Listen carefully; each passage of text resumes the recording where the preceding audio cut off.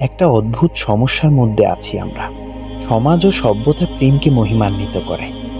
প্রেম ছাড়া জীবন রংহীন, নিষ্প্রাণ, অপূর্ণ, অর্থহীন। জীবনের সঞ্চিত অভিজ্ঞতার শুরু হলো প্রেম, বাকি সব সাইড স্টোরি, বাকি সবাই এবং সবকিছু পার্শ্ব চরিত্র।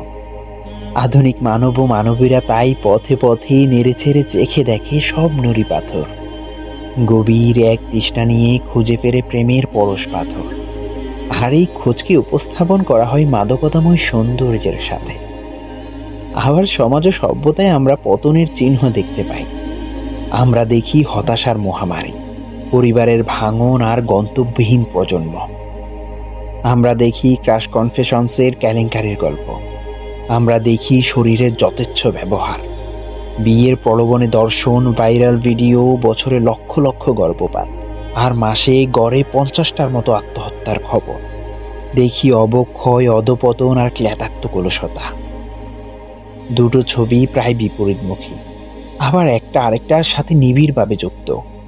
কিন্তু এই সম্পর্কটা আমরা দেখতে পাই না, আমরা দেখতে চাইও না। চোখের সামনে সব চিহ্ন থাকার পরও হিসেব মেলে না আমাদের। কেন এই অদ্ভুত বৈপরীত্য? রহস্যটা কোথায়?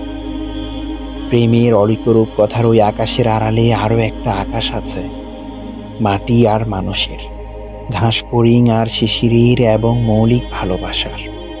যে আকাশ আধুনিকতার একমাত্রিক চশমায় ধরা দেয় না। শুভ্রতায় মোড়ানো সেই আকাশটাকে নিজের করে নেবার ব্যাকরণ নিয়েই আমাদের এই আয়োজন। আকাশের ওপারে আকাশ।